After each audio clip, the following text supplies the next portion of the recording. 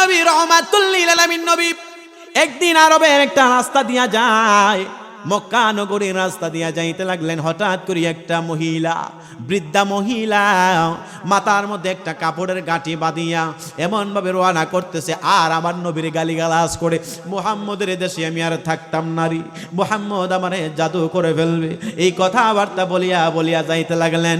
রাস্তার মধ্যে আমার নবী দাঁড়ায়া গেলেন। মহিলা, বৃদ্ধা মহিলা, এত বড় একটা গাঠুরি মাথার মধ্যে নিয়ে যাইতে পারে না। আমার নবী ডাক দিয়া বলেন, এ মা, আপনার গাঠুরিটা আমার কাছে দেন, আমি আপনার একটু আগায়া দেই রে। মহিলাটা ডাক দিয়া বলেন, হাই হাই, এ যুবক, তুমি আমার গাঠুরিটা আগায়া দেবা? বলে, হ্যাঁ মা, একটু দেন, আমার কাছে দেন। আমার নবী তার পরিচয়টা, নবীজির পরিচয় গোপন রাখলেন। নবীজির মাথার মধ্যে মহিলার গাঠুরিটা মাথার মধ্যে নিলেন, আর যাইতেছেন।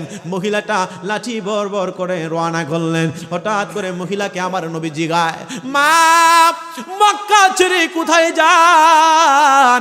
মহিলাটা কি জবাব দেয় জানুনি? আমি আমার এই মক্কা ছেড়ে মদিনায় যাই, মুহাম্মদ নামক একজন পাগল আছে, মুহাম্মদ নামক একজন জাদুঘর আছে রে, আমাদের বাপ দাদার ধর্মের মধ্যে সুনকালি লাগায়, কিন্তু জিনার মাথার মধ্যে এই কাপড়ের গাঠরে তিনি হইলেন দ্বীনের নবী, রহমাতুল লিল আলামিন নবী।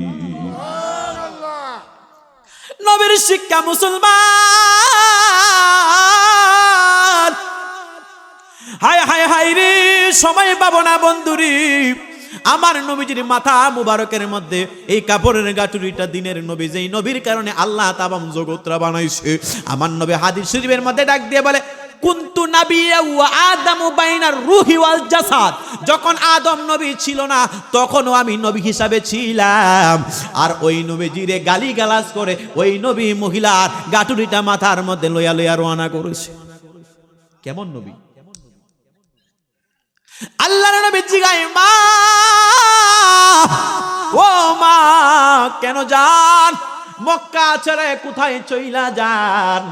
ডাক দিয়া বলে, আমাদের লিডার উতবা, সাইবা, আবু জেহেল, আরো জোরো জোরো বড় বড় কাফের বেঈমানের আছে, আমাদের লিডার, তারা বলছে মুহাম্মদের কাছে যাইবা না, বিশাল বড় একজন জাদুঘর তোমাদেরকে জাদু করে ফেলবে, তার কাছে যাইবা না। এই কথা শুনিয়া মহিলা ডাক দেয়া কয়, এই জাদুঘরের সামনে যেন আমি না পড়ি, সেই জন্য আমি রওনা করলাম। মহিলা যাইতেছে, আমার দ্বীনের নবীর চোখের পরে জোর জোর করে সাইরা দেয়। হায় হায় রে, যেই নবী চোখের পানি জনজন করে জমিনে ফালায়, এই নবীজির চোখের পানি মুবারক কত দামি রে, কত দামি।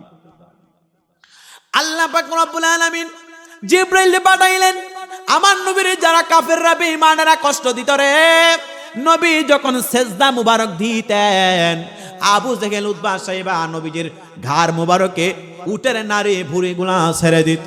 আমার আল্লাহ জিবরাইলের পাঠাই দিলেন। জিবরাইল নবীর দরবারে আইসা কয়, ইয়া রাসূলুল্লাহ, নবী গো, আপনি নবী যদি একটা বার বলেন, এই কাফের বেঈমানদেরকে আমার আল্লাহ উহুদ পাহাড় দিয়া চাপা দিয়া মেরে ফেলবে।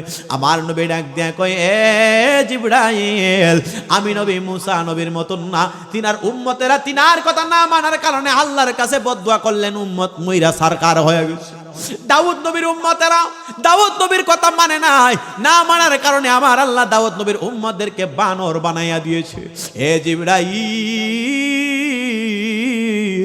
জানোনি জানোনি, আমি নবী নূহ নবীর মতন না, নূহ নবীর উম্মতেরা যারা কথা না শুনেছে, আমার আল্লাহ প্রায় 40 দিন তামাম পৃথিবীর মধ্যে এত বড় একটা বন্যা বানাইছে, যে বন্যা বানাইয়া প্রত্যেকটা মানুষকে, যারা বিধর্মী ছিল, যারা ইসলামের বিরোধিতা করত, নূহ নবীর বিরোধিতা করত, সকলকে মাইরা সরকার করে ফেলছে।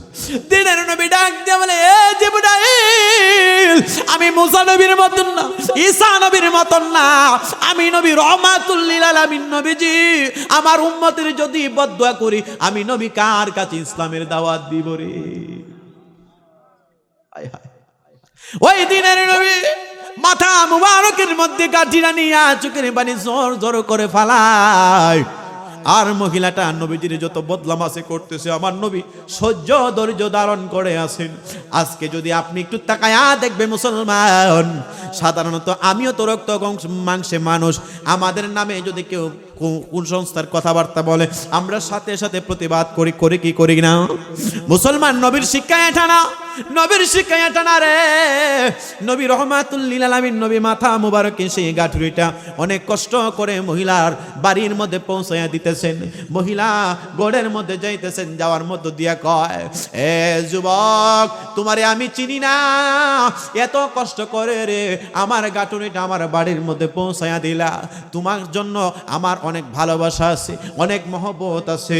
হঠাৎ করিয়া মায়ার নবী, দিনের নবী, দু জাহানের বাদশা নবী ডাক দিয়া কয়, মা, যে মুহাম্মদের জন্য আপনি আপনার জন্মভূমি মক্কা ছেড়ে চলে যান, ওই মুহাম্মদ কি একটা বার দেখছেননি?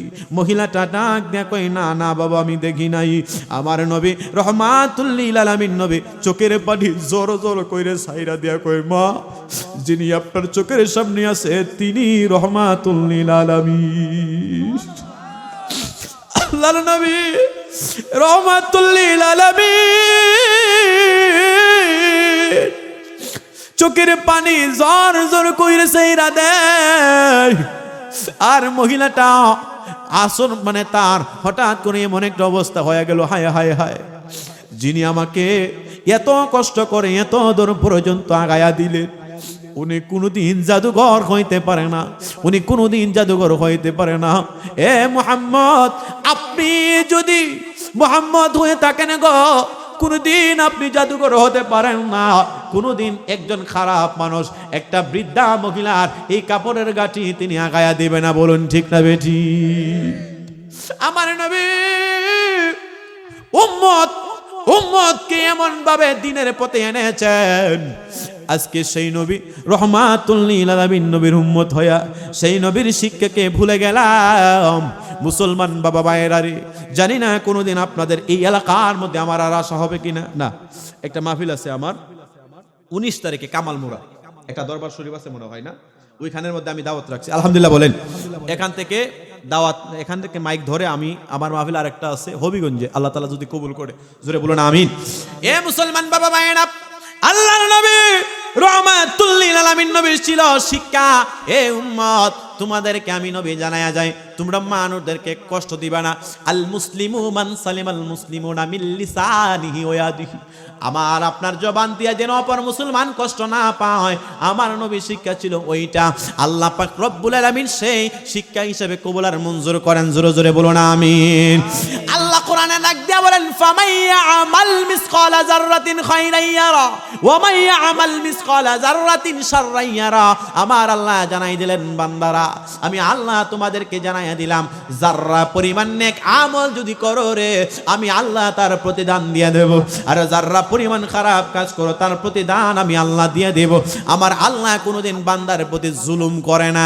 আল্লাহ কোরআনে ডাক দিয়া বলেন, ইন্নাল্লাহা আলা কুল্লি শাইইন কাদির।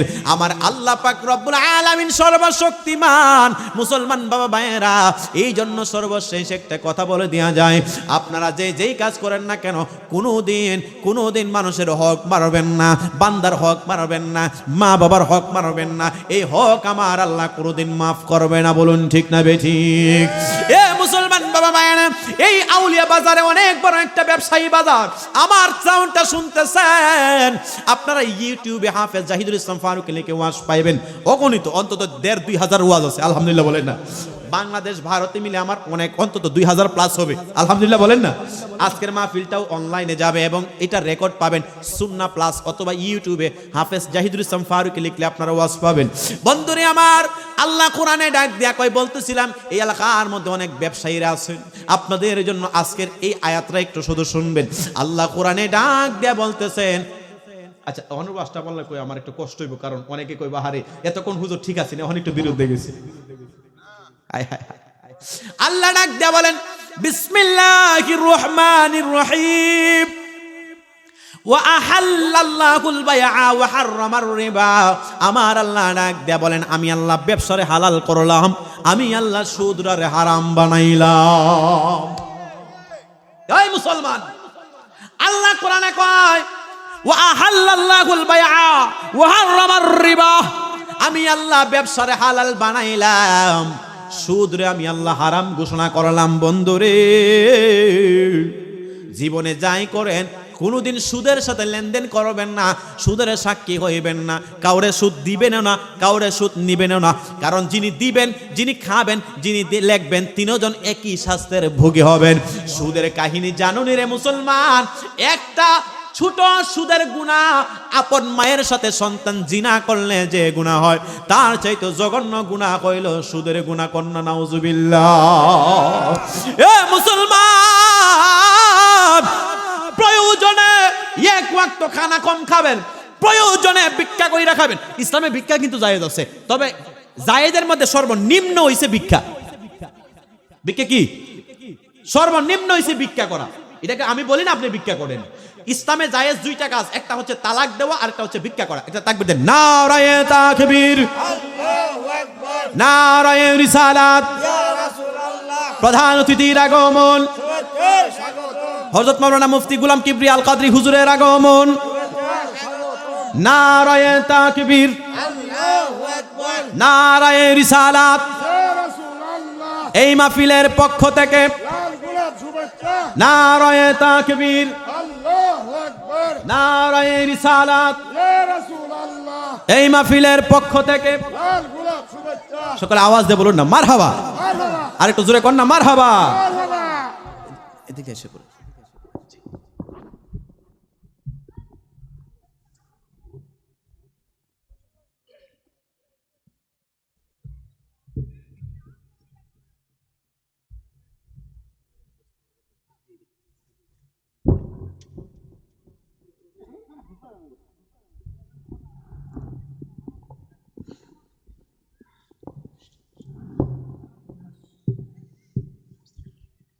সকলে আওয়াজ দিয়ে বলেন না মারহাবা।